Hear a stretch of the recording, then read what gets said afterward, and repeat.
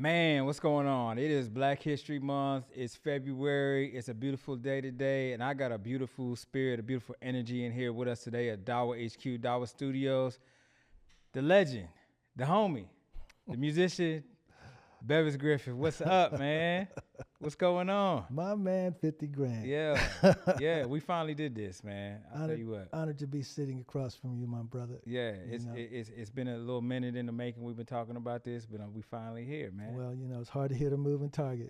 Yeah, these are facts. These are facts. You gotta be quick. I'm telling you. You gotta be quick, man. But it's an honor to have you here, man, and just to share your experience in music and in Texas and beyond. So thank you so very much. You know what I mean? Let's get into it, man. Let's get into it. I just want to say off the dome, I draw a lot of inspiration from you and your civic duties and your community activism. It's totally inspiring, and like I said before, I got nothing but love for you. Appreciate that. I appreciate that. Likewise, man. Likewise. Anytime we get to talking, it always gets deep quick. So I figure that's where we're gonna go today. Okay. We'll see what happens. Well, I'll let you drive. Yeah, I got shotgun. Let's get it in, man. All right. The first thing, let's shout out your parents, man. Is it Navaline? Navaline. Navaline and Melvin. Melvin was my pop. Yeah. So they did the migration thing. Yeah, they were part of the Great Migration, and I tell folks all the time, I was really fortunate growing up in South Central Los Angeles in the early 50s, because I kind of hit that vector just as pop culture was exploding with rock and roll. Yeah. It was a new thing on the scene, from swing music and jump R&B blues,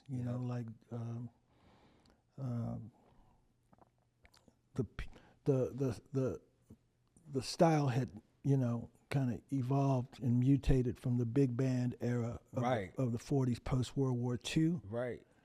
And so by the time you got towards the early 50s, 50, 51, 52, that's where you start to see the smaller combos. Yep. Right? Because when you had people like Louis Jordan, who was a big, what I call seminal influence on people like Chuck Berry. Right. A person that had the chops of a big orchestral band leader or band director, compressing that into a 5-piece presentation, plus he was a lyricist, which put him in front of the curve. Yeah. So he's, basically painting his own pictures from his life experience. Okay. And he also put a humorous slant on it, which was not uncommon in pop culture in the very early stages of the rock and roll movement. So one of the biggest groups that I really became enchanted with was a group that was totally focused on creating a lot of series of comical episodes, and so what was the name? It'll come back to me in just a second, right? All right. But the short story was my parents being young. Yeah. And energetic. My dad was an entrepreneur. He was a barber. Yeah. And my mother was a model while she was a college student. Okay. And then when they met, she kind of moved into the retail industry. And so they were like two young, energetic entrepreneurs, very much like yourself. Yeah. Well, my dad was from Natchez, Mississippi. My mom's from Wichita Falls, Texas. Mm-hmm. And I tell people all the time, I really appreciate the fact that they never gave me a strong sense of racial anxiety. Okay. That they had experienced through, Jim Crow exposures. Right. As they grew up. Even though they had been through it, they didn't pass that on. They had exposure to it, and especially my dad growing up in Natchez, Mississippi. Yeah. In the 30s and 40s. Yeah. It was real, because he was the youngest of 14 from a sharecropping family. Yeah. So he never talked to you about, white folks are like this? Well, I'll say it this way. They kept it on the back burner, so to speak, until I got older. And of course, it became more topical in the household. Right. Once the civil rights movement really started to advance. Right. By the time awareness hit the network news, back in those days, there's only 3 TV channels, exactly. right? CBS, NBC, ABC. There was no cable. And Nat King Cole or somebody like that, or Amos and Andy, there was like hardly anybody black on Bro, I remember TV, when, right? I truly remember as a child when Amos and Andy was a TV show, Right. like Sanford and Son. Yeah. But that was it, right? Was there another Well, there black was person on? There was well, the Jack Benny show had Rochester, Okay. right? Okay. He had a butler that All was right. like a comic Servant, relief yep, cat, you know, named Rochester, who was kind of like his right-hand man, Okay. right? But it was the typical step and fetch it type, you know what I'm saying, Yeah, stereotype that you'd be accustomed to. But you mentioned Nat King Cole. I remember when Nat King Cole had his show Yeah. on, I believe. I mean, that must have been crazy. I mean, everybody must have been so proud of that. Well, again, anytime you saw a black personality on television was like neighborhood news, right? It's like if it was Ella Fitzgerald or if it was Pearl Bailey or Louis Armstrong, right? It's like it was on the grapevine, as they say, right? Because bear in mind, we did already have like the Afrocentric publications, you know, Ebony, Jet. Right. Even in Los Angeles, they had an Afrocentric newspaper called the Sentinel, the Daily Sentinel. Right. So they had, you know. But that was geared, I mean, it was geared towards a black audience. Yes. So like, you know, seeing something like on one of the 3 channels, like a black person on one of the 3 channels that's going out to everybody, that's a whole different ballgame. Well, it's an interesting thing. Like my mother in particular was really, she was really conscientious about pop culture in large, okay. Right? So the thing was, she was a very beautiful woman. Like she had a very beautiful countenance, okay. And she caught a lot of attention on the street. You know what I'm saying? A lot of people used to mistake her for somebody like Lena Horne or Dorothy Dandridge. You know what I'm saying? Like movie star type. Yeah, yeah. So she kind of had that sensibility of polished presentation, you know, and my dad being a barber, they were both very kind of meticulous about their dress, and that's kind of where I picked up my emphasis on fashion sense and things of that nature, hygiene. Right. You know what I mean? Yeah.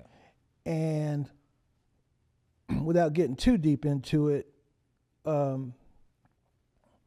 they had a lot of self-esteem with regard to, you know, the way that they presented themselves in the community. I get it. Right? I get it. So my dad actually had 2 barbershops, you know, and one of them was kind of a front for a little gambling operation, a little gambling side hustle that he was entertaining along the way, right? Because you got to put things in context, right? I mean, if there was such a thing as minimum wage in the 50s, what are we talking about? This was common. The $3 an hour or something? Like little fronts and things in the back. Yeah, you had to go get it. Yeah. Is what I'm trying to say. Absolutely. Right? Now, of course, Los Angeles had a lot of industry. We lived very close to a major employer of the community that would have been the Goodyear Rubber Company. Okay. I literally lived 4 blocks down from the hangar where they housed the blimp. Okay.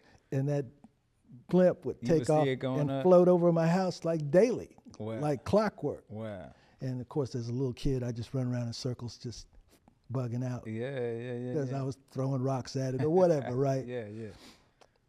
But my point was this Goodyear rubber plant was massive, like an airport. Yeah. So they were employing, you know, hundreds of people in the community, right? Absolutely. But my dad, being from a sharecropping family, he was kind of done with like being on the clock. Yeah. Being on the yoke. So that's an entrepreneur. Entrepreneurs is like, I'm gonna figure it out myself. And his older brothers had been to the Army or the Air Force or whatever, and then relocated in the second wave of the Great Migration after World War II. Okay. Because they had the GI Bill. Bills, yeah. So they could buy property, you know. Mm-hmm. So I really benefited from being a baby of a large nuclear family community. Yeah. And they doted on me and just poured so much love into me. You know, my dad being the baby of the siblings. Yeah. Right? They always call me Little Melvin. Okay. Right? Okay. And so I say this to say that before I started kindergarten, even, I was taught to read. Right. Because my mom had a sister that was a student at Pepperdine University. She was a student teacher. Okay. And of course, she was using me as the little test yeah, right? yeah. So she taught me to read like funny papers and things of that nature before I ever went to kindergarten. So subsequently, I skipped the first grade. I got admitted to the second grade from kindergarten. Right. And without getting into the minutia of all of that, what I'm saying was it forced me to stay really precocious. Yeah. So I kind of lived in my head a lot from childhood. Yeah. I tell people all the time, it's like TV was a fascinating thing to me from day one. Right. But it was a new thing, like in the culture, relatively. Yeah. I didn't see a color TV for years. Yeah. Right. I'm just talking about everything was black and white, you know, I guess on a relatively small screen. Screen was no bigger than these monitors that we were looking at now. Big old furniture, like massive pieces of furniture. You know what I mean? Major pieces. It was like of a piece. Yes. It wasn't just a TV. It was a staple. Yeah. Right. But you know, you fell into these routines even as a child. You know, you come home from school, and then you do what little homework you need to do for the privilege of watching television. Yeah. And then let's say between whatever 4 o'clock and 5 o'clock, you're watching whatever your Popeye cartoons, your Bugs Bunny cartoons. Yeah. And then at 4:30, a music program would come on. Oh, snap. It was a local program called the Al Jarvis Show. Every day? Every day, Monday through Friday, after school. Music. It was a show modeled like American Bandstand, where it was a dance show. Okay. Right? Like, it had, like Soul Train, but but not. Yeah. But, not soul. Yeah. Basically white kids. Yeah. Primarily, right? But they would have the active rock musicians of the day, like Little Richard and Bo Diddley. Yeah. Right? And seeing that, somehow it just struck me and infused me that the musicians were elevated, right? Like they, in other words, people are accepting these musicians, loving and applauding these musicians where they're not necessarily giving the black man on the street the same accolades or the same respect for whatever reason, right? So it didn't take long for me to kind of put two and two together that, you know, being either an athlete at the top of the food chain, athletes, right? Because we had like Willie Mays, Hank Aaron, you know, what have you. Jesse Owens. I mean, all of those guys, right? You're thinking about the athletes at the top of the echelon. Yeah. Then like the entertainers. And of course, you had great exemplars. Nat King Cole, Sammy Davis Jr., Harry Belafonte. Man, right? Rest in peace, all of them. And then we had the advantage of, let's say, something, the variety shows, like the Ed Sullivan Show, or Steve Allen Show, or, you know, Mike Douglas a little later on, and you'd get all these, you'd get all this, what I call routine exposure to who's who doing, you know, big things in the industry. And my mother was always like, oh, well, you know, Dinah Washington's going to be on Ed Sullivan tonight, or Pearl Bailey's going to, you know what I'm saying? And it was like must-see TV. Yeah, facts. So that sort of planted the seed, and that was only accelerated by the fact that my dad actually knew real live musicians. Because they were coming into the barbershop. One of his barbershops was adjacent to the Five-Four Ballroom, which was like a legendary R&B nightclub on 54th and Broadway. And you just a little dude seeing all this go on. You got a whole I'm world, in the a whole shop. universe just I'm in the shop DJing on the jukebox because I can read enough to get like D45 or J15. You know what I'm saying? Right. Yeah. And had a little step stool, you know. Yeah. And this is a jukebox that was actually playing the records, like taking the records and putting it like that. Wow. Yeah, the vintage. Wow. Yeah, the vintage vibrolas or whatever they were calling them at the time, you know, they had all the fancy lighting and everything. Yeah, man. But for me, it was just like, that was my role in the barbershop, was to just put them nickels, dimes, and quarters and keep it pumping like the DJ. And you said Ike Turner gave you a nickname, right? Jitterbug.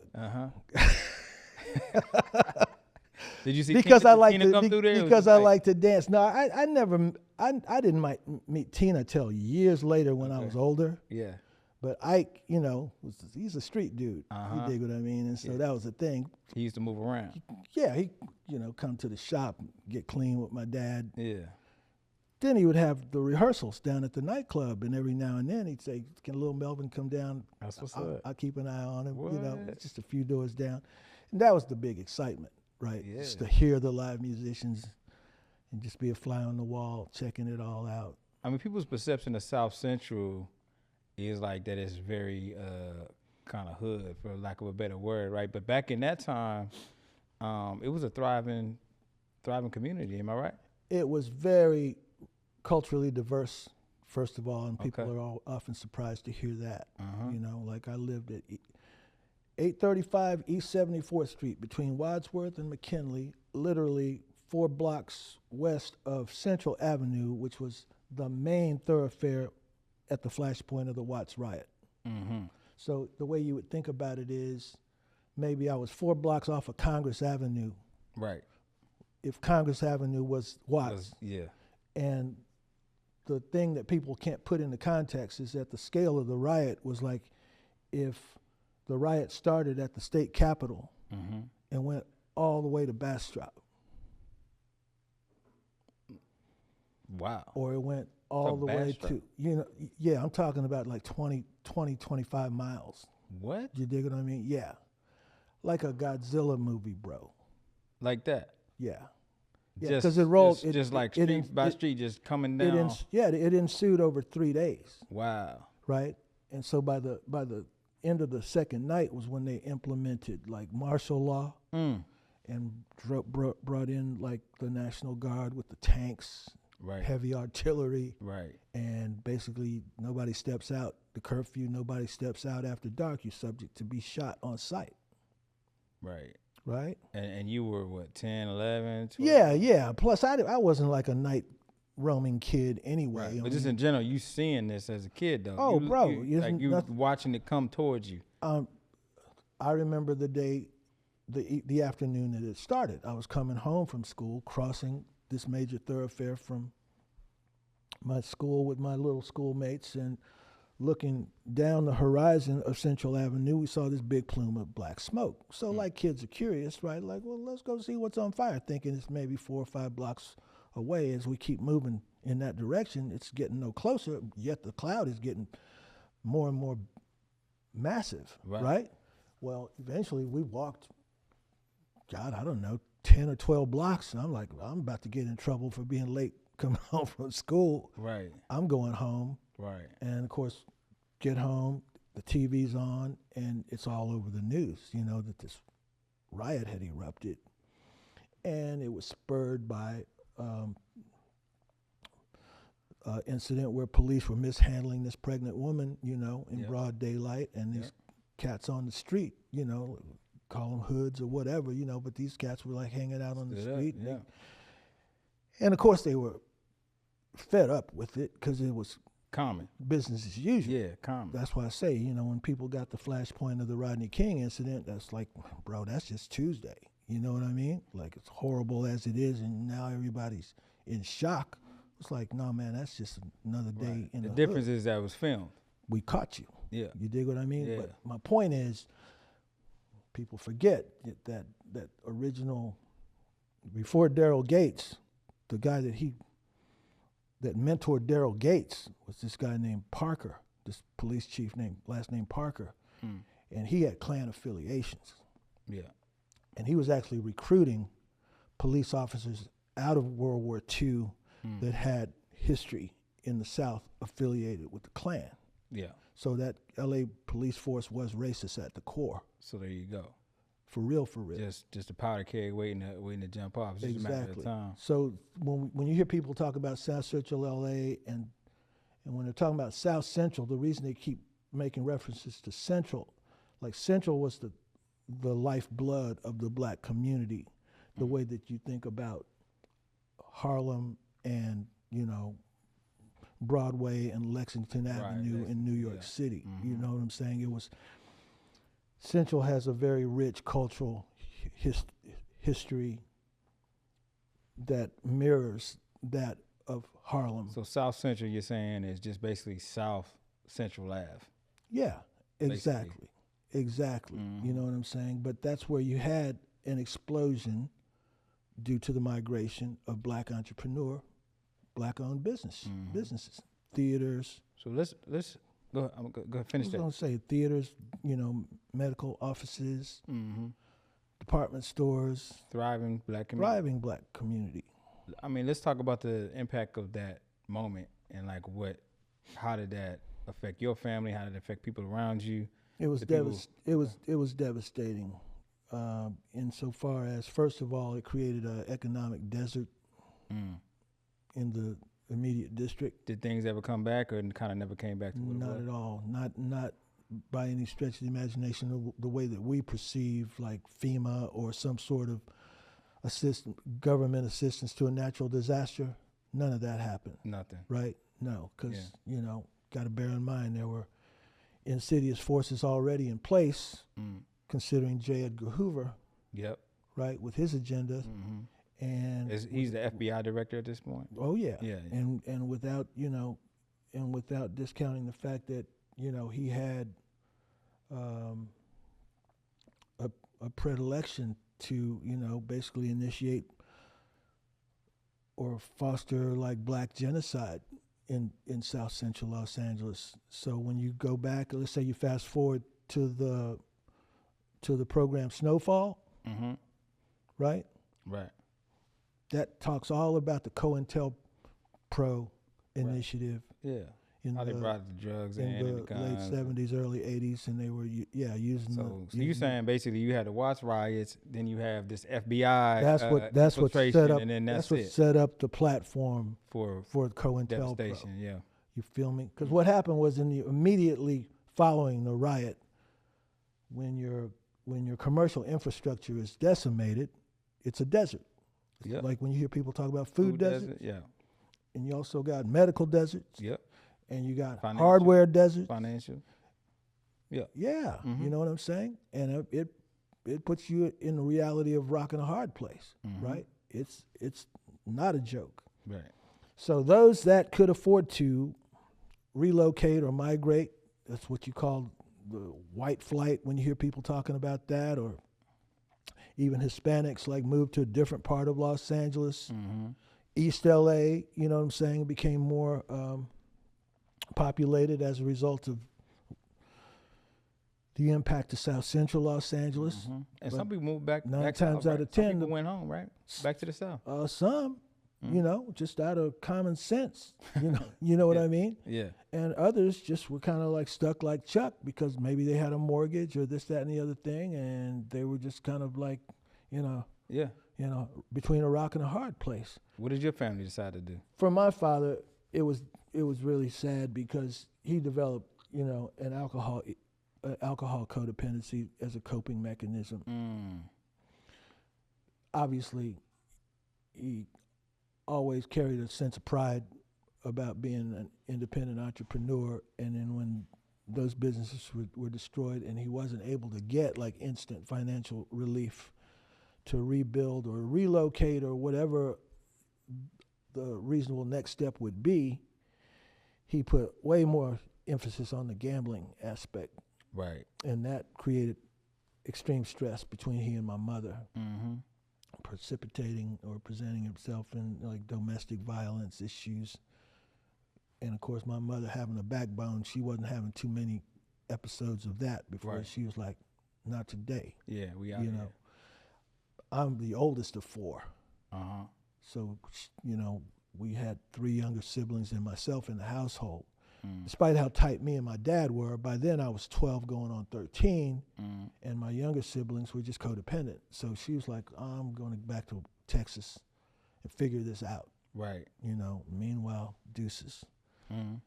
And so I was going to try ostensibly to stay with my dad rather than move in with an uncle or aunt. My dad contracted tuberculosis and had to go into a quarantine therapy because it was a communicable disease like COVID. Right. So they call them sanatoriums.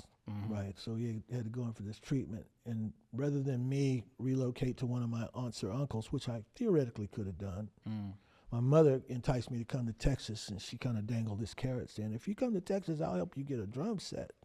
What? Yeah. You know, and of course I tell people all the time I was fortunate because I had formal musical training from an early age. Okay. The public school system used to really promote They had music education. Whether you had talent or not wasn't the prerequisite. Right. We had to figure out whether you got talent. And so you're going to get in here and we're going to, if nothing else, you're going to get a clav or a wood block or something. Something, yeah. You're going to participate. Yeah. We're going to figure out if you got a vibe. Yeah, right? Yeah. I wound up, because everybody wanted to play the drums, first of all. Let's just say that. Yeah, right. Everybody wanted to play the drums. Uh-huh. And so I wound up learning to play the clarinet. Okay. And from the clarinet, I learned to play the oboe. Okay. And then from the oboe, I learned to play the bassoon. Okay.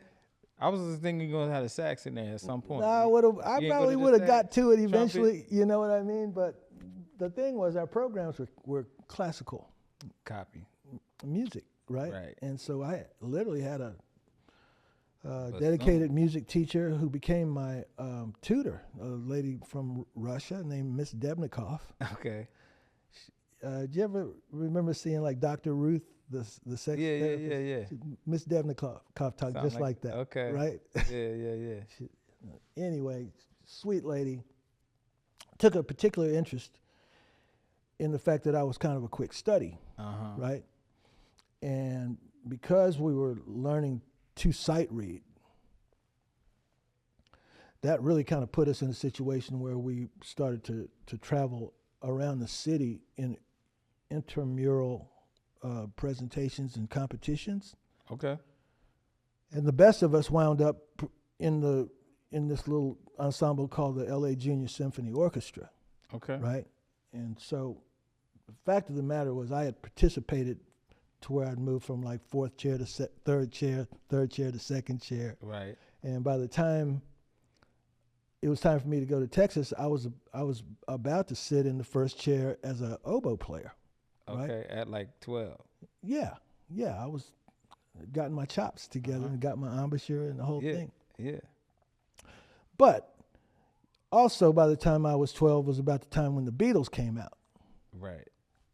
Yeah. And I tell people all the time, that was a paradigm shift for across cultures. Bassoons hit the floor. Yeah, it was trying to play the bassoon. No, man. Everybody wanted to get sharp like the Beatles. You know. Yeah. I tell people all the time, you'd be surprised, but kids in South Central loved the Beatles when they came out because they dressed sharp. They was everywhere.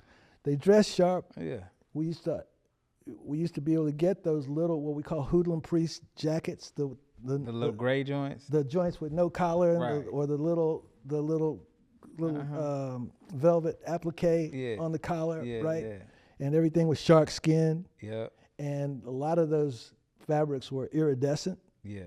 Right. Yeah. Kind of like this jacket, where you have like two colors operating on the bias. Yeah. Everybody loved the Beetle boots. Yeah. Right? The little Chelsea boots. The whole with thing. The real sharp. Yeah, man. And I'm telling you, the hoods, I'm talking about the real hoods, right? Like the gangsters. Yeah.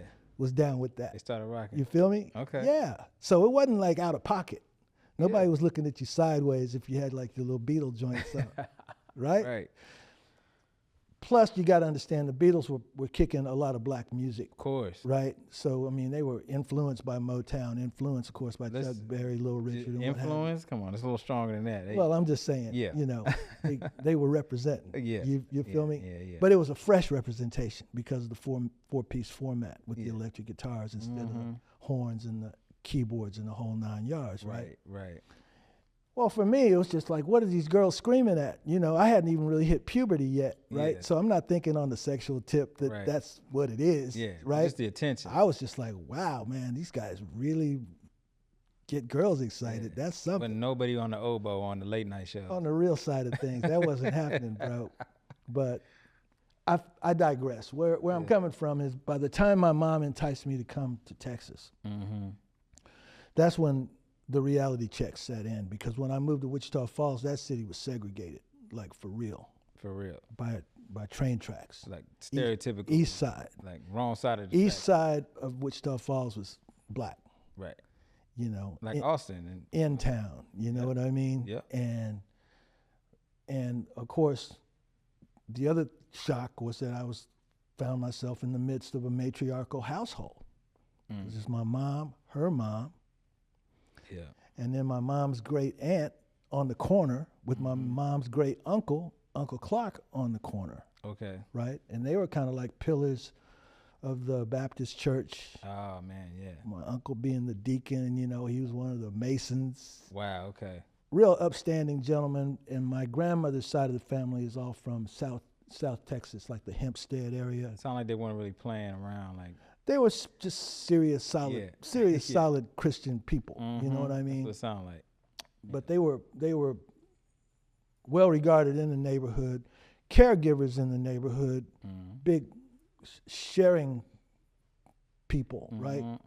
It was amazing, Chaka, because I mean my great aunt and uncle, they were just domestic workers. You know, my uncle was a chauffeur to this millionaire oil family, and my aunt Frances was a cook in the household, but was with them, you know, for years and years, and recipients of all of their so-called hand-me-downs or, you know, pass-alongs.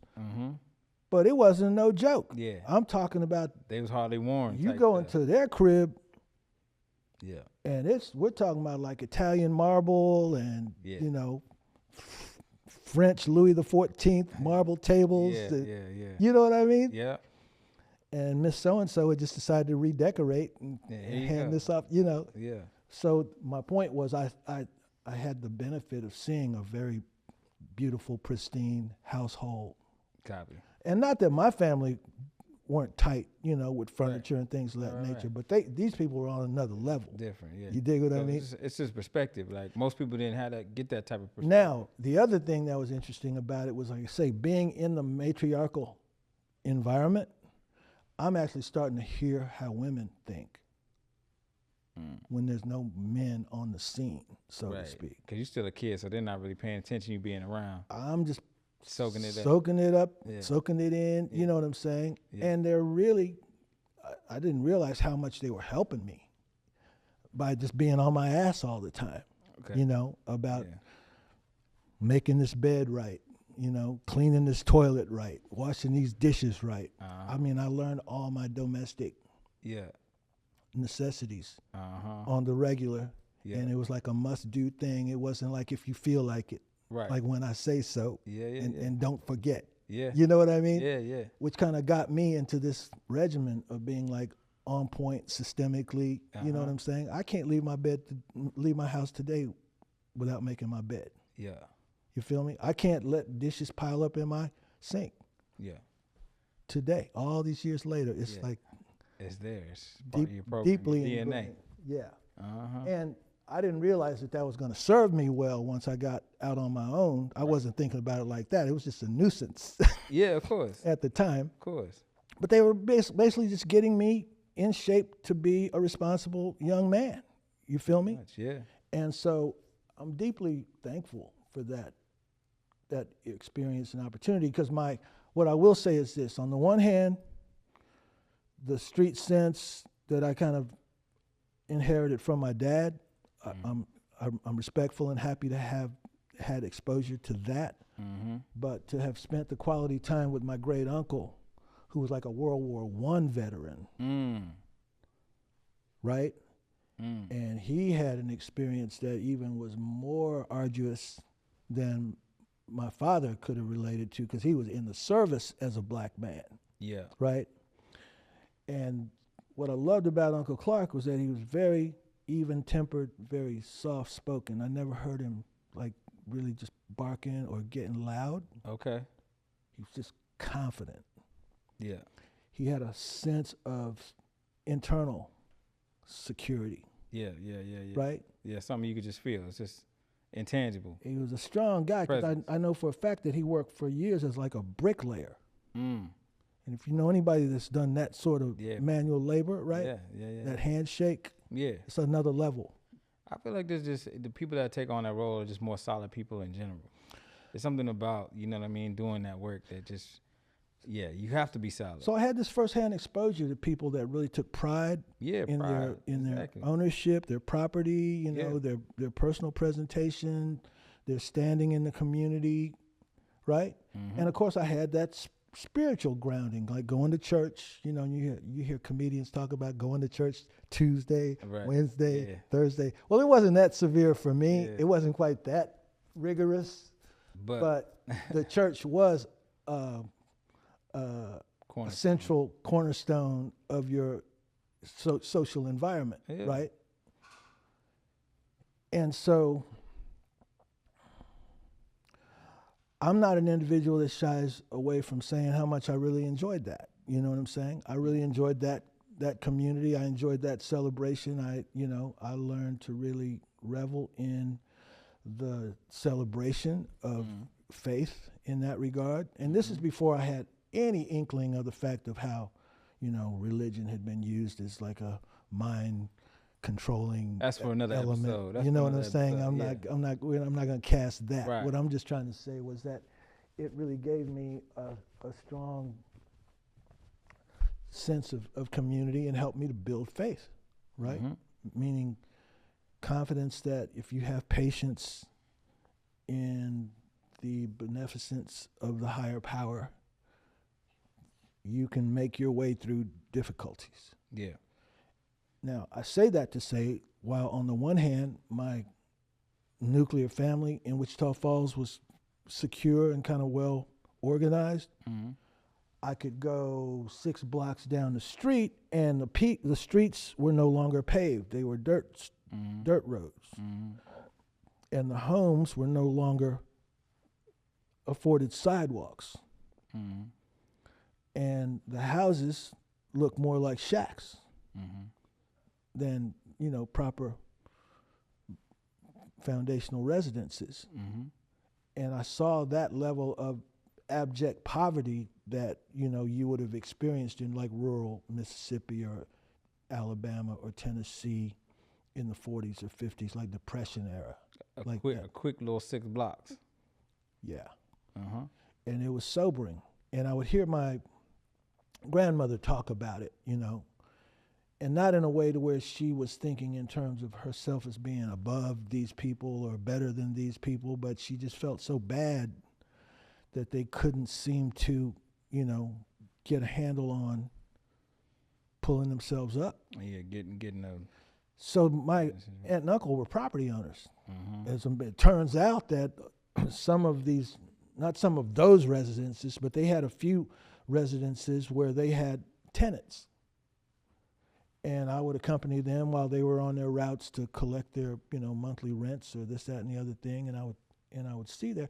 And it just kind of drove home the concept of the have versus the have not. Yeah, I mean, that's what you made me think of right when you said that. It seems to always be a problem that we're dealing with as humans, right? No matter what. There's great privilege and resources get accumulated, but there always is a have-nots on the other end of that. Yeah. It's kind of just a capitalist system, the way it's set up.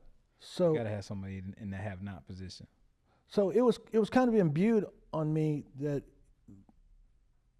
you needed to have an empathetic attitude towards all of these things and always be willing to share. Yep. Right?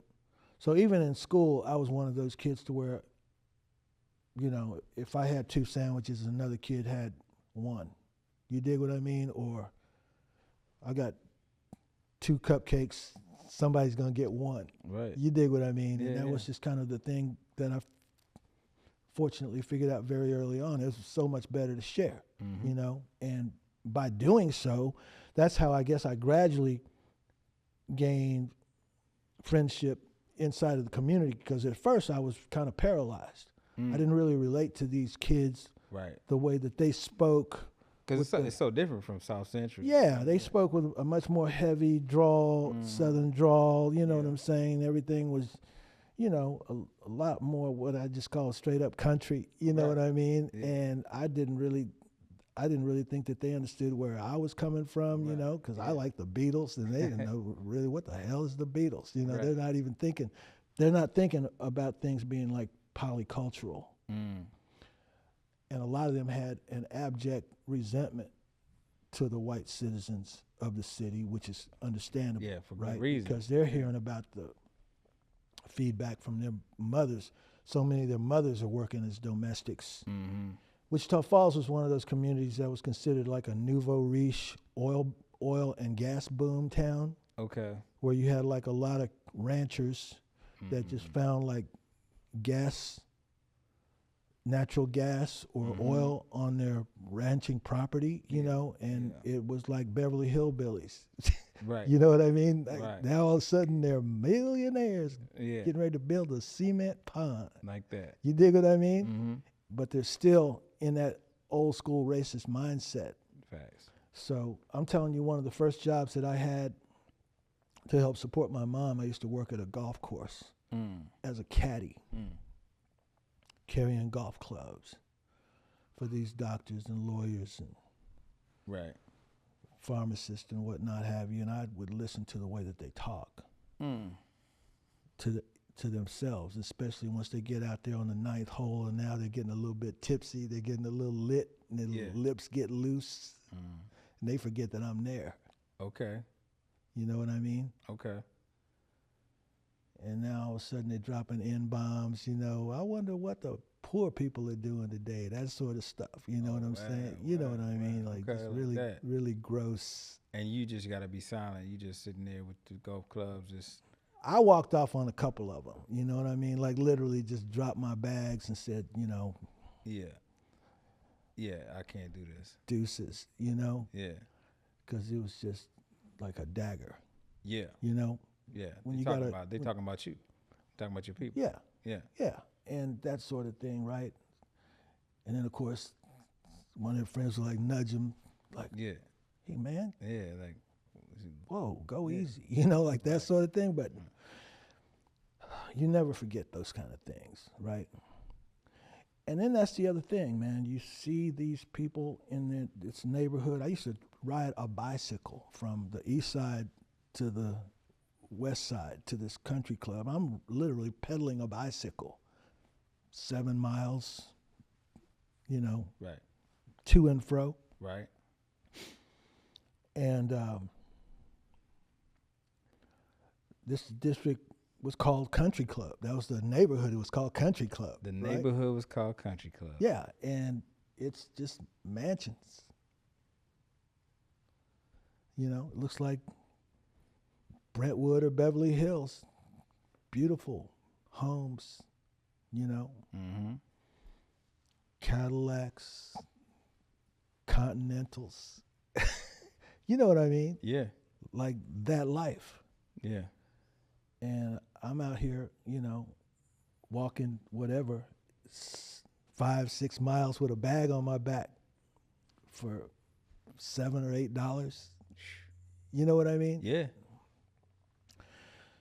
2 or 3 times a weekend. So needless to say, you're like, I'm gonna get out of here and go somewhere at some point. So well, I just understood that there had to be a come up for real, right? Yeah. And of course, my parents being separated, mm-hmm. it was my grandmother, my aunt, everybody was kind of fixated on, you know, getting your grades right, getting your schooling right, you know. I had a literate family. Like my grandmother used to be was a retired teacher. And all my mother and all of her sisters, my aunts, were all, you know, college graduates. Mm-hmm. And, you know, education was a big thing because, you know, a lot of them were like Prairie View alumni. Right. You know.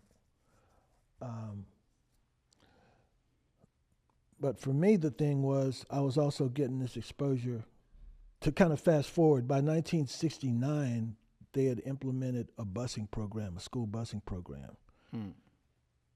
They had built a brand new facility for the black Now, students. timeline-wise, that's right. Around, was that when King was murdered? 69? Well, King was murdered in 68. 68. Okay. Yeah.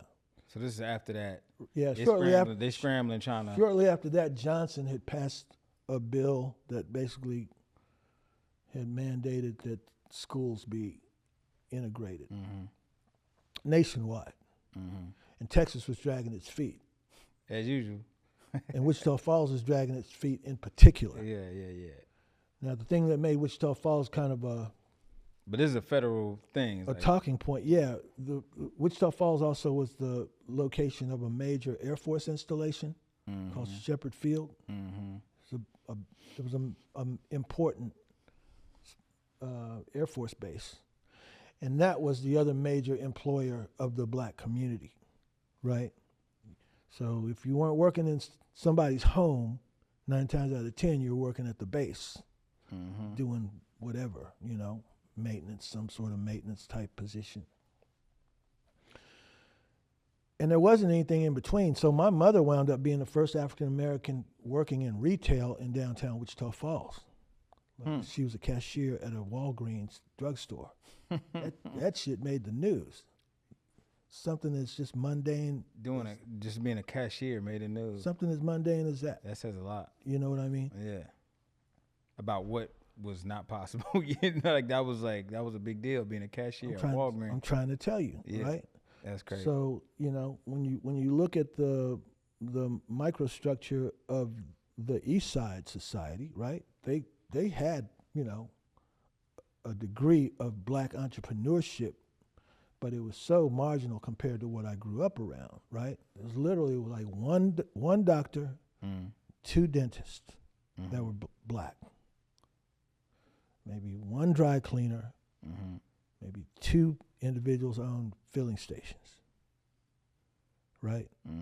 2 or 3 little neighborhood grocery stops where you get necessities, and then restaurants or no, well, maybe there was, I'll say this, maybe there was a restaurant, but people weren't thinking about restaurants.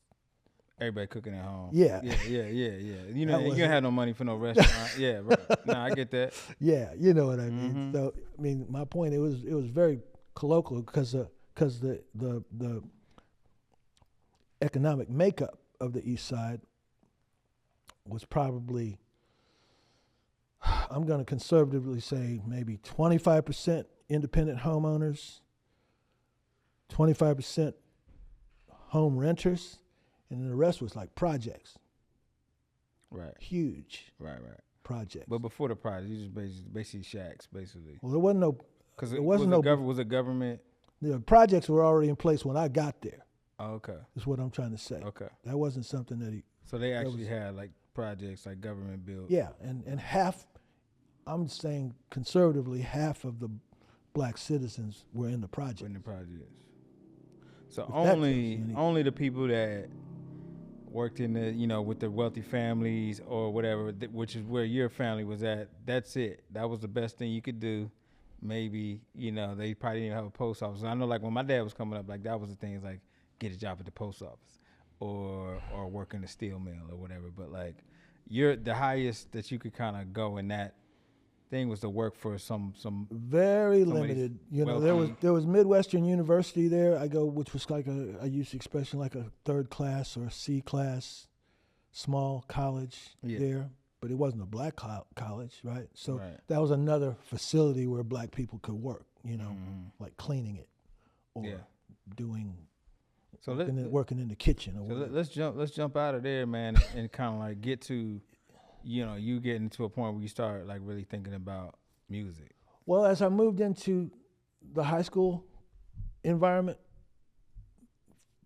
first thing to bear in mind was, like I said, we were being bused. So when when we basically got to the point of busing to, there were 5 pre-existing white high schools. They closed a brand new facility that was nice for the black students and sent those 1,200 students to these 5 other pre-existing white schools. The first 2 months were tumultuous because they didn't really want us there and we didn't want to go, right? There was literally picket lines of resistance when we would show up off the buses. they weren't assaulting us like with rocks or anything that overt, but the vibe was more than We don't obvious. want you here. Yeah, the vibe was more than obvious, right? Yeah. So it was completely distracting. And this is 60, From an 69. Okay, we're going Completely distracting, right? Because the classrooms were tense, you know? And you know how they do when they're in the majority, right? mm-hmm. They get bold. bullying. You know what I mean? Mhm. Yeah. So there was so much of that. And of course, some kids just wasn't having it. Yeah. You know what I'm saying? Yep. And so they were getting arrested or Yeah. getting, suspended left Yeah. and right. You know what I'm saying? And I'm doing all I can just to kind of bite my lip, just to not find myself in a situation. Yeah. So to kind of fast forward, what happened was over the course of the first semester, by the time the black students got integrated into the sports programs, that's when everything started to relax. Uh-huh. Because then these schools started to see the benefits of these prodigious black athletes, these talented black athletes in their basketball, football, track programs. You know what I'm saying? Yeah, that's when And they then started. quickly those kids became kind of heroes, in the situation because they were so good, Mm-hmm. The high school that was suspended was called Booker T. Washington. How original, Yeah. right? Yeah, it's just straight out of like a movie right here. On Martin Luther King. On Martin Luther King Boulevard. For real? Stop it. Come on, man. Go see for yourself. Can't Booker make T. it up. Washington on Martin Luther King Boulevard. You can't get blacker than that, man. You cannot get blacker than that. No, man. So like I say, if anybody ever wants to trip on my roots, Right. Yeah, go ahead and trip. please believe me. I've been there, did that, and got the T-shirts. Yeah. So what I'm saying is, for me, what kind of happened was the benefit of being in that environment with the white kids was that, you know how high school has like these little cliques? Yeah. So you got the jocks. Clicks don't stop in high You school. got That's the- what people trip about. You got the Click- jocks Keep going. say the jocks at the top of the food chain, Mm-hmm. and then you got whatever the let's say the academicians, the academic kids that are like the real smart kids, Right. Theater kids, band kids. Band kids. You know how it goes. art kids. Uh-huh. I fell in with the art kids Okay. because I had a good drawing hand, a good painting Yeah, skill. yeah. I fell in with the art kids, and those art kids were into the music, Okay. and they started showing me an extension of like what was happening on the radio more because the FM radio was like a brand new thing. Wow. And Wichita Falls just barely had a FM station anyway. Like right. their own That was- station. like their own station. And through that social circle, I ultimately wound up becoming a weekend DJ at one of these FM stations. Ah, okay. Now, it wasn't somebody's any family, it wasn't you any know? different. I'm not saying I had finesse or game like Sly or anything like Yeah, that yeah. because I did not have any sort of media training Yeah. per se, but my job was essentially just to play records until it was time to play commercials. Uh-huh. The commercials was what I was getting paid for. Right. The music was how I was killing my time between the commercials. Right. But I didn't have like a strict playlist. Okay. So it was basically, here's the records, basically kind of play what you want, just don't be late hitting that button for that commercial at Right. Whatever. Keeps the lights on.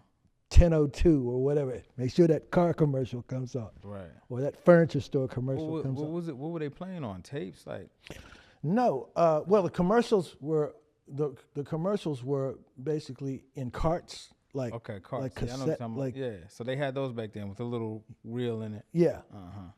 and you just had to watch the clock, Yeah, I got you. and you had to back time, like how long you had while the record was playing. You had to do some math just to figure out your timing, which is one of the reasons I'm so meticulous about time today.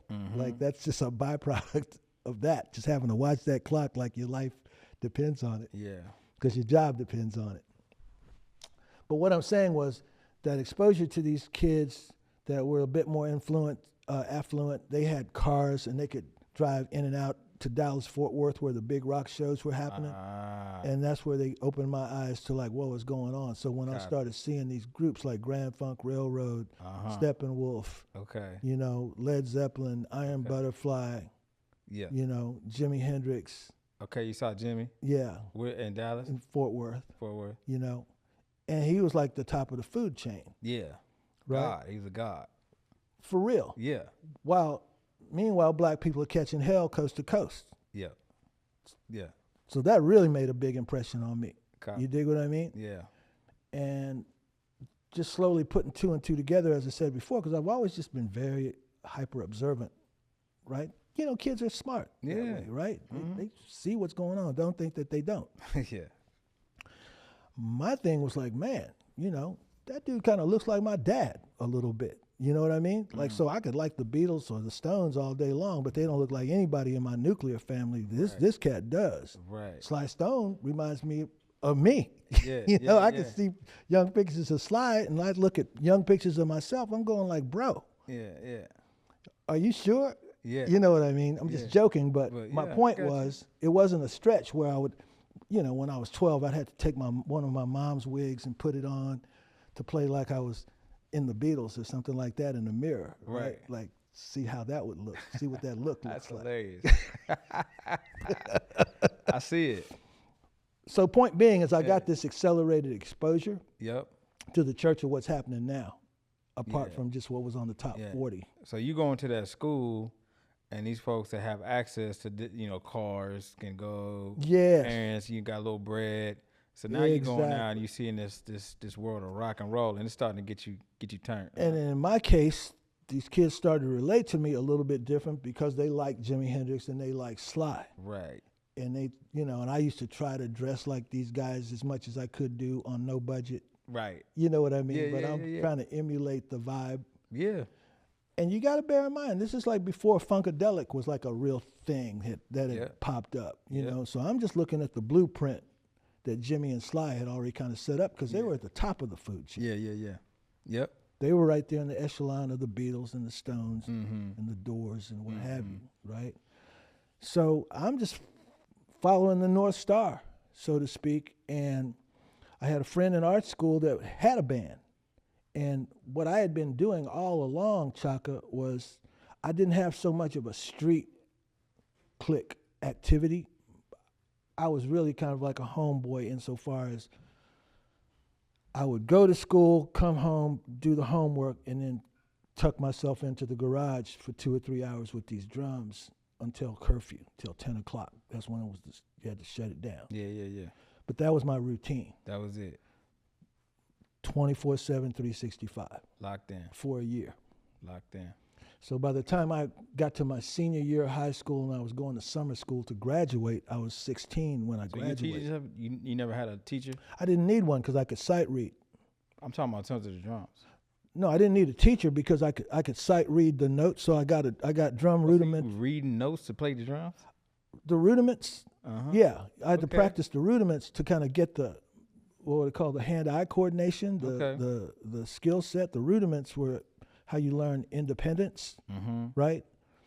And of course, there wasn't no YouTube to where you can just wash, rinse, repeat, right, until you can just kind of ape it. Yeah.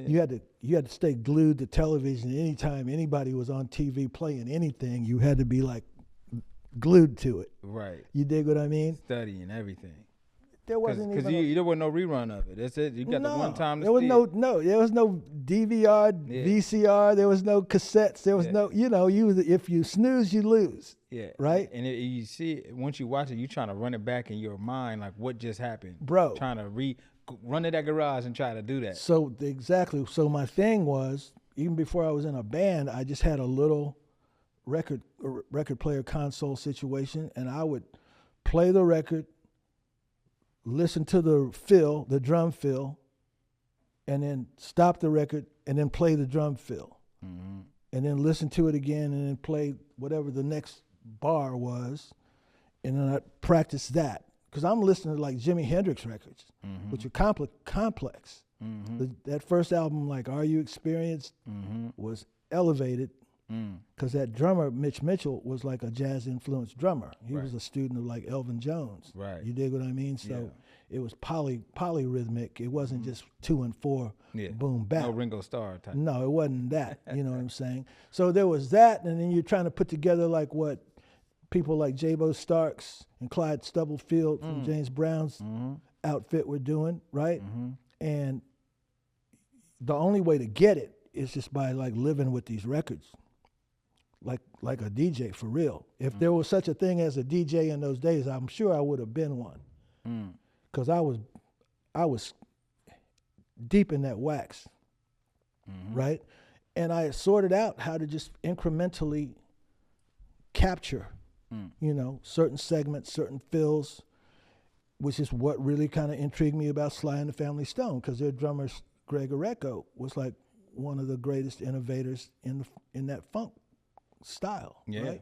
So I'm saying all that to say I was up to my chin in study, right? Like I was literally just trying to dissect it, sort it out, break it down, analyze it, and execute as best as I could, freelance. Yep. Right? There wasn't no School of Rock. Yeah. There wasn't no, you know what I'm saying? There wasn't no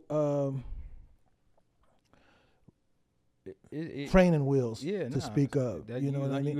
You had to really be in it to figure it out. So as it worked out, the first time I came to Austin was because one of my school buddies in summer school, his older brother was Gary P. Nunn, who was the guy eventually that would write the theme song to the Austin City Limits TV show. Okay. That's the song's called the London Homesick Blues. The one that goes, I want to go home to the armadillo. Well, this kid had just got out the state hospital because his parents found some psychedelic mushrooms in his drawer. So they had him brought in for a psych evaluation. And that wasn't uncommon in the 60s. That was the other thing. Going into high school, I never saw drugs or anything like that until we got with these white kids. You didn't see that on the east side of Austin. Yeah. What we had was Robitussin.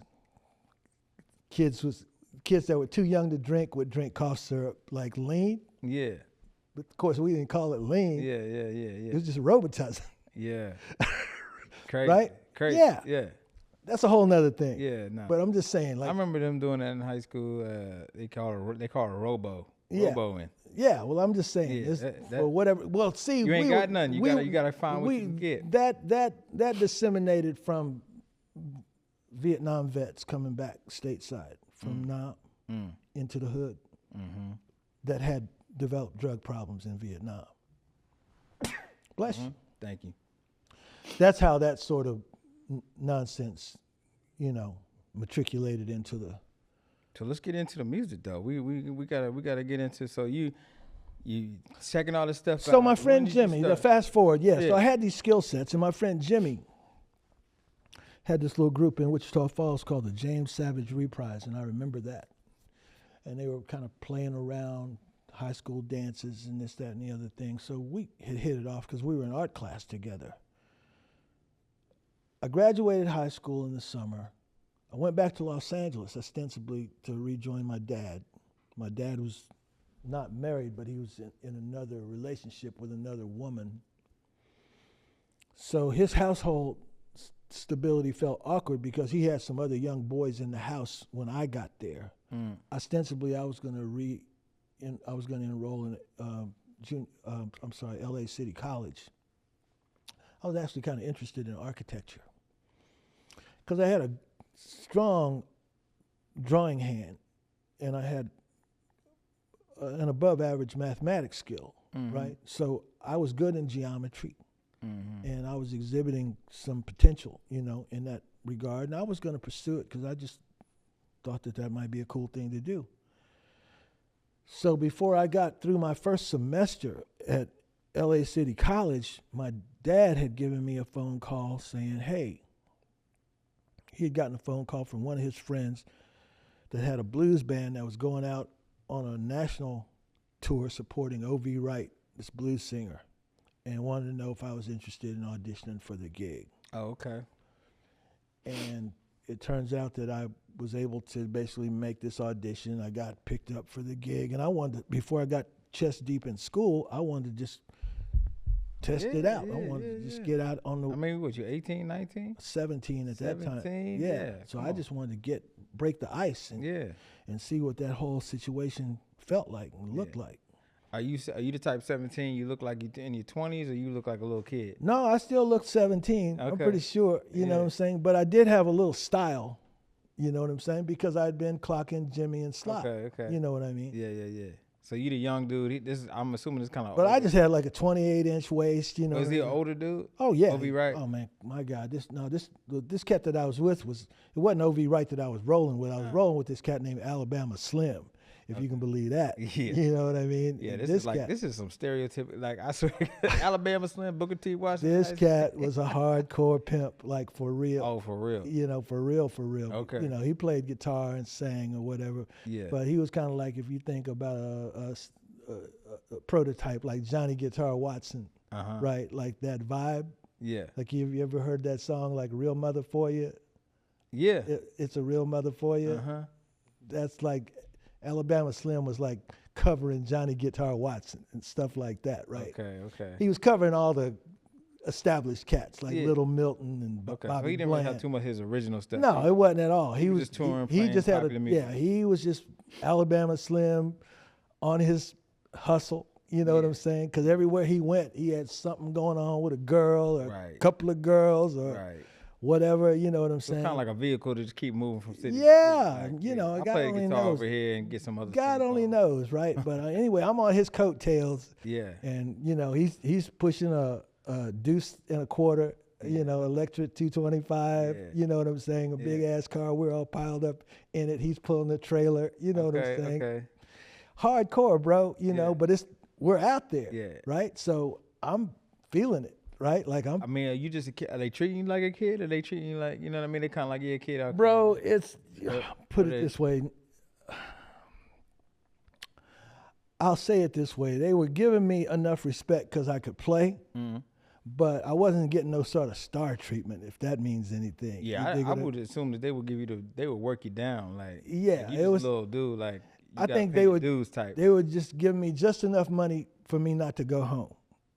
You dig what I mean? But I wasn't in a position to barter because I didn't have no track record. Right, you didn't even know. You didn't even know what the I didn't have no leverage. Was. Yeah, I wasn't tripping. You know, as long as I was eating a couple of times a day. We're cool. Yeah. You know, it was that sort of thing. Because I'm just trying to learn the tricks of the trade. Exactly. And getting around the United States. Yeah.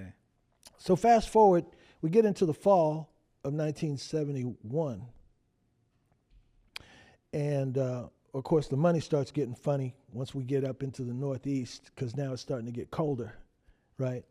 And it turns out Alabama Slim is doing these things like, you know, definitely like, shooting craps and this, that, and the other thing, and gambling with like payroll and stuff like that. Yeah, like losing the money he should have been paying. So he got skint and we got stranded, right? Okay. I called my mom's going like, okay, well, I'm up here in Canton, Ohio, and I might be able to find another gig because it looks like there's a lot of nightclubs around here, but I'm just trying to let you know where I'm at because I'm not sure where my next meal is coming from. Right. So I'm just letting you know. Yeah.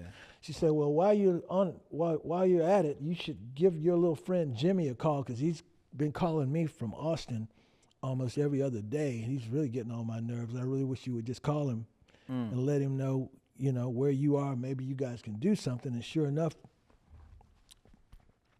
I got in touch with Jimmy, and he was like, yeah, man, I'm down here in Austin, and I moved a band down here, but my drummer wants to go back to school. Would you be down to come down and play? I said, well, I'm kind of stuck right now, but if you could send me, you know, some Western Union, I'll get a bus ticket, you know, and I'll make my way there, and maybe I'll be there in 2 or 3 days. He's like, bet. And so sure enough, I made the haul down from Ohio to Austin in the winter of 1971, only to find out he didn't really have an apartment. He was over here on East Riverside Drive in a Quonset hut. Yeah. You know? Yeah. Like a storage unit. Yeah. With no hot and cold running water at all, just had electricity. Yeah. But, you know, it's better than Canton, Ohio. We had some sleeping bags, you know what I mean? Yeah. And we were directly across the street. It was right in the vicinity where Emo's is right now. It was literally across the street from Emo's where the little Mexican restaurants are. Yeah. Across the street. Yeah. It was right over there. And there was a Dairy Queen and at that time it was called a Stop and Go. convenience store, directly across the street. So that's how we were dealing with like our hygiene issues and things like that. Okay. But the main thing must have been a little hard for you, especially because of the focus of your family on hygiene and stuff. That must have been a little. Well, yeah, there was that, but you know, by then I was kind of a road dog. By then, got you. You know, I'd gotten a little grit in my situation. You dig what I mean? So I wasn't like a dandelion. No, I'm just saying though, but you know.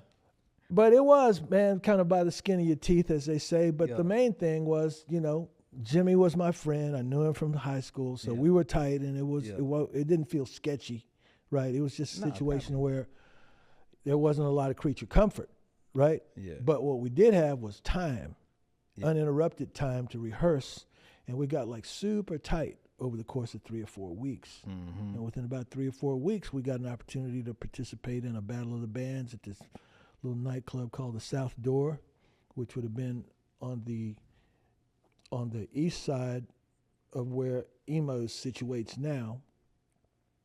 Because years ago, there used to be a club that erected there was called the Back Room. Mm-hmm. Years ago, in the 80s and 90s. But the South Door was this little nightclub, and you know, we got a slot in a routine where we had like 15 minutes to play like 2 or 3 songs, and then on to the next one. And there was an agent there that saw us, and he liked our act because we were kind of hyperbolic. Like, you know, Jimmy was animated, kind of like AC/DC. Yeah. You know, most of the other bands were kind of like shoegazers, you know, like the Allman Brothers or something. They just stand there, play the guitar. These guys in jeans and T-shirts. Is that what that means? Shoegazer, just like looking at your shoes? Yeah. Okay. You know, like I never knew what that meant. You're just kind of standing there. You're not doing any sort of histrionics or anything like that. Right? Not much performance. You just playing. Yeah, like if you were just a side musician, you know, you're just got it, playing your notes. Got it. You know, but you're not out there trying to catch spotlight. Yeah. Right. Copy. But Jimmy was like, you know, animated. We had this whole rock and roll thing. And it was a lot like Grand Funk Railroad, which was like the big band at the time before Kiss. Grand Funk Railroad was like this big thing. Okay. Anyway, this agent named Charlie Hatchett saw us and said, "Man, I like you guys. I think you guys got great potential," that sort of thing. Yeah. He signed us up. And within a few weeks, we started touring all around Central Texas, and then East Texas and West Texas, and then Oklahoma and up to Kansas, and, you know, Missouri and what have you, you know. Mm-hmm. And the thing collided for me was I got wind of the movement in England that was called glam rock, which was the thing where David Bowie evolved. Uh-huh. There was a whole new movement where the bands were presenting themselves with like what I call an androgynous kind of a flair, and the guys were wearing like nail polish and eyeliner and literally putting glitter in their hair and this, that, and the other thing. It was just a lot more flamboyant presentation, but the music was legit. Yeah. You dig what I mean? Yeah. Anybody's ever heard that first David Bowie, that David Bowie album, Ziggy Stardust and the Spiders from Mars, that album like slapped. Right. You know? Yeah. And so my thing was that looked like the new wave, because I was picking it up from the British trade papers. There used to be a record store in central Austin near the University District called Inner Sanctum. Before Waterloo Records, Inner Sanctum was like the hub. So whatever you think about Waterloo today, in the 70s, Inner Sanctum was that. Okay. Musicians would hang and circulate and dig the crates. Mm-hmm. And they had import records where you could hear like what was happening from England or even France or Germany in advance, because it would not be on the radio. Right. So it's like having a periscope into the future. Mm-hmm. And so by us inducting that style into our act, it made us a lot more controversial. Yeah. Because we were just, you know,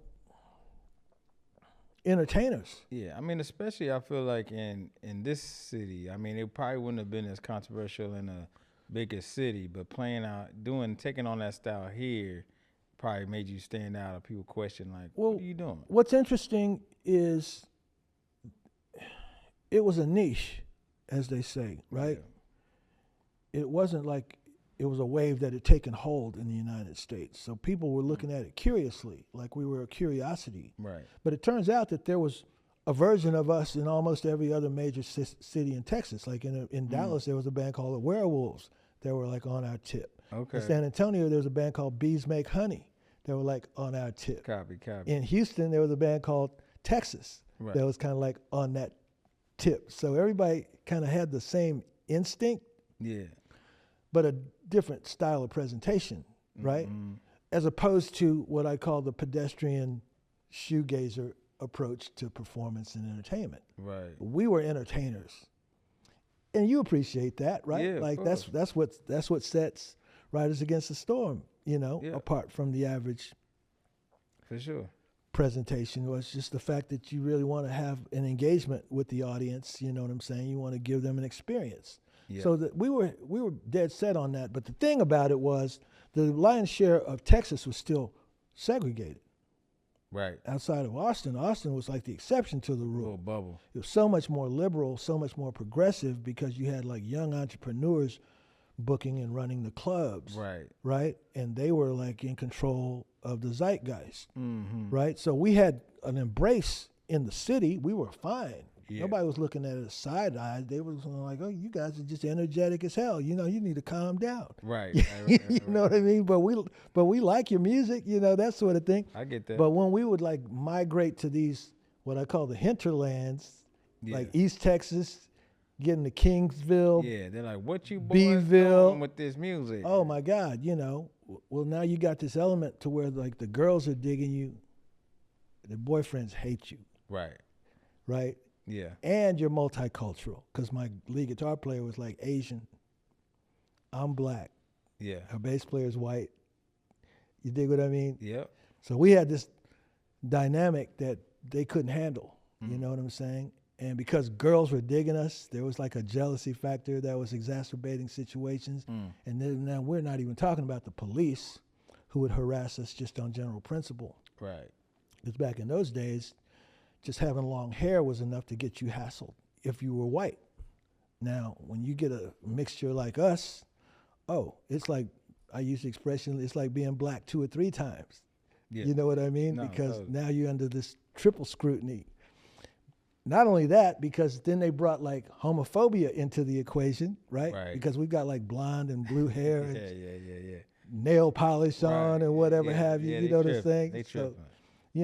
Like when you see the hip hop cats today, you know what I'm saying, starting to push those gender envelopes and things of that nature, the Frank Oceans or whatever have you. Right. Bro, we were already there in the 70s. Of course. You dig what I mean? Of course. And Prince probably he made it, he took it to another level and made it, I think, mainstream, got other people to kind of embrace. He made it mainstream, but a lot of people would admit that we were kind of like a prototype. Yeah. And by no means am I suggesting Prince knew anything at all. No, but I mean, it's that way. He was probably a little younger seeing it too. But he was drawing from the same, I guess, drawing from similar influences, absolutely, so to speak. Like, in other words, his thing was, he got acclimated to what was going on with the new romantic movement in England, right? And when the bands like Duran Duran started to pop up, New Order, blah, blah, blah, that's when he made that shift towards what we call synth pop, right? And once he started to introduce that more heavily, that's where you got Dirty Mind.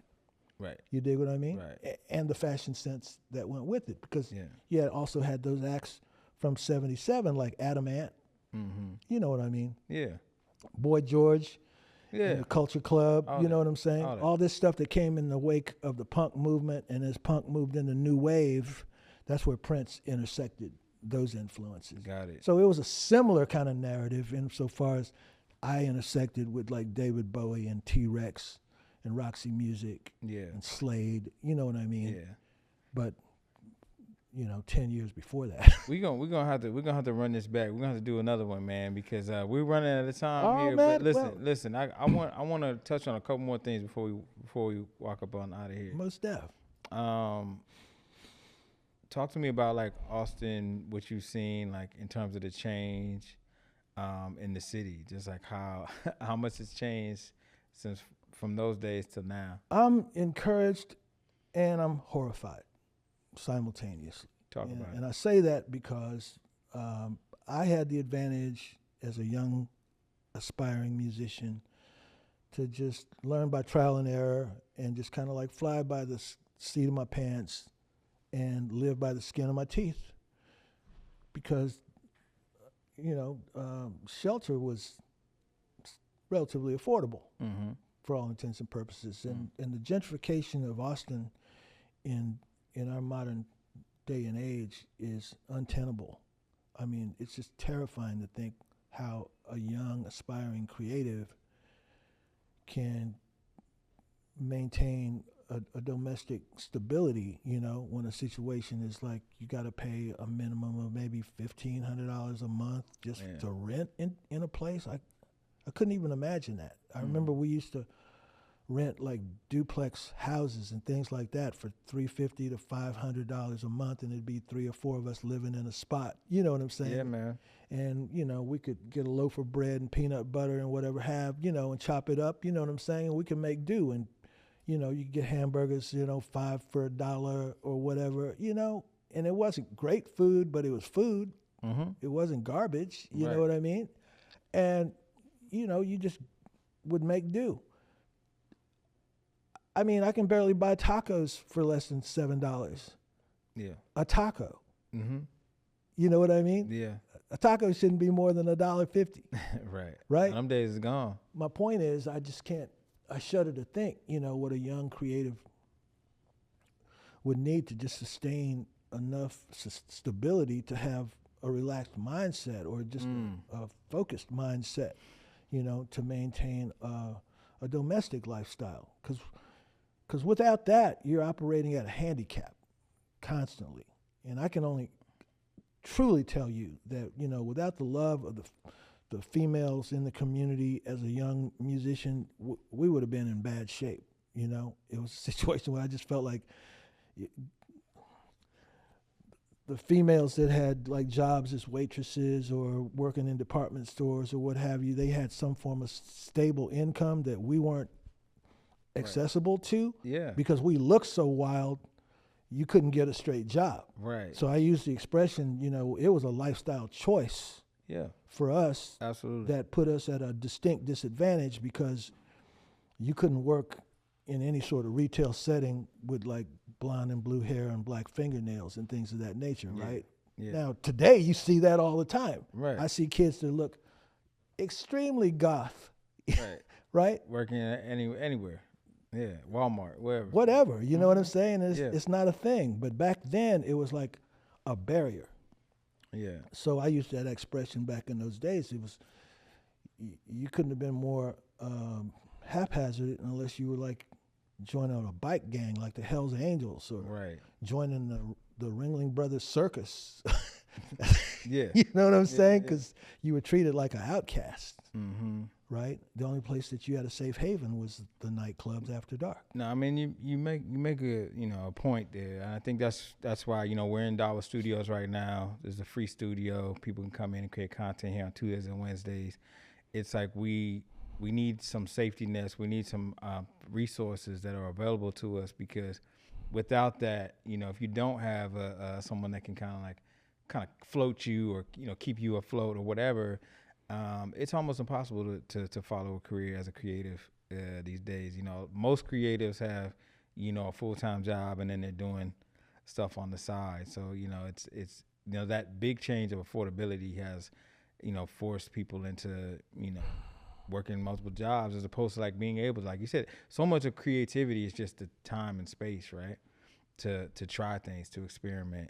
And now it's like, you gotta create content. You gotta it's less of that freedom of time and space and more of that pressure to produce right now. And I think a lot of creatives out there that probably may watch this or may hear this, that's why DAWA was created. DAWA was created to help create space for you, be a safety net so that you can continue to follow your purpose as an artist, because we need artists, as a society. That's an important role. I'm sincerely impressed with your initiative and your determination and drive, to bring that to fruition. And I'm operating not from any sort of cynical perspective, right? Because you have this one side of it, like, to where, I'll put it this way, like people from the boomer generation, right? Mm-hmm. They're going like, well, when has any career ever been easy with a head start, right? Mm-hmm. I mean, I can only say it's a choice.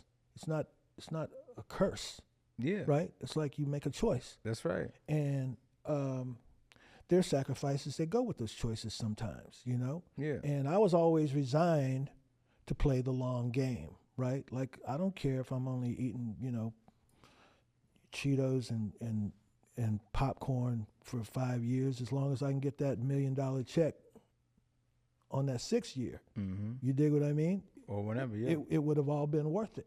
Mm-hmm. You know what I mean? Yeah. And all I'm saying is that people in the creative field have to basically be committed to the journey, not the destination.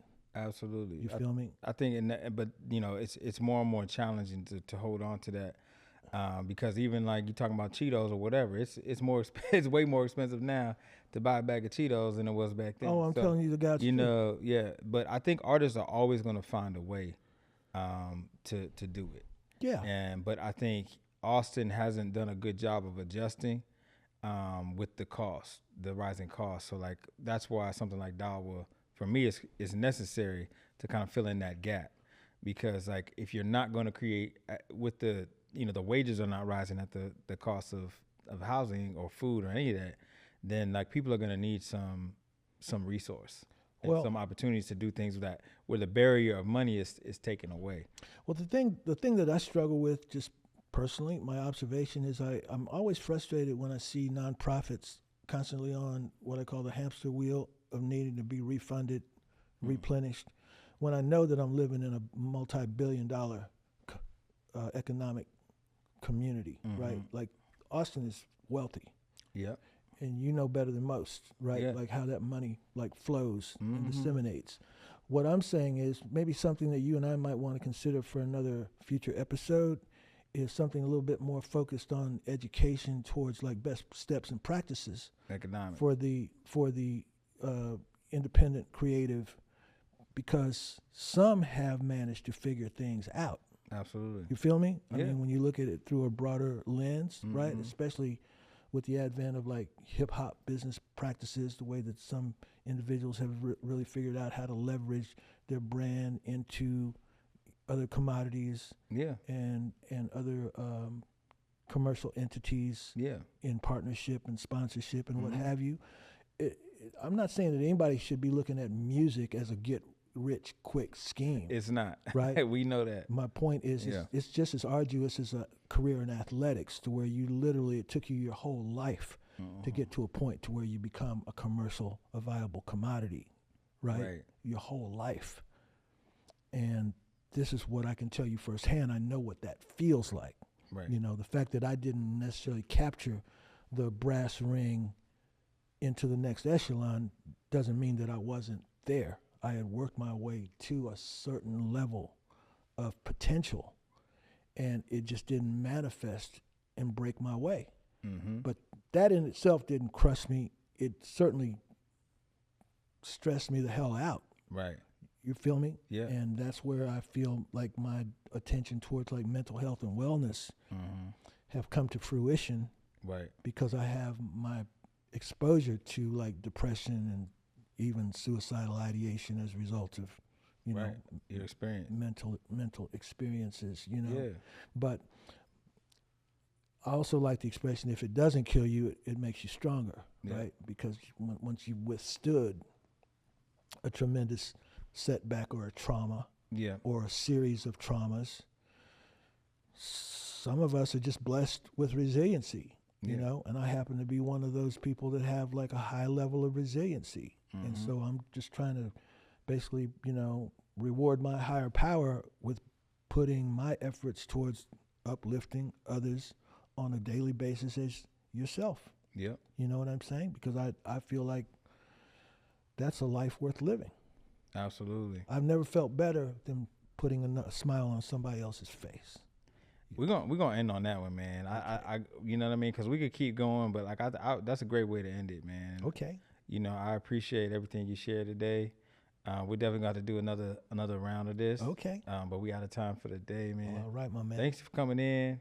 Thanks for sharing your story, and we're gonna do a part 2 soon. Well, I'm blessed and honored to do it, and like I said, you just keep on keeping on. Yeah. We're gonna start with the mental health and the economic stuff next. Yeah, it's important, and I'd like to be able to chop it up with you and dissect it.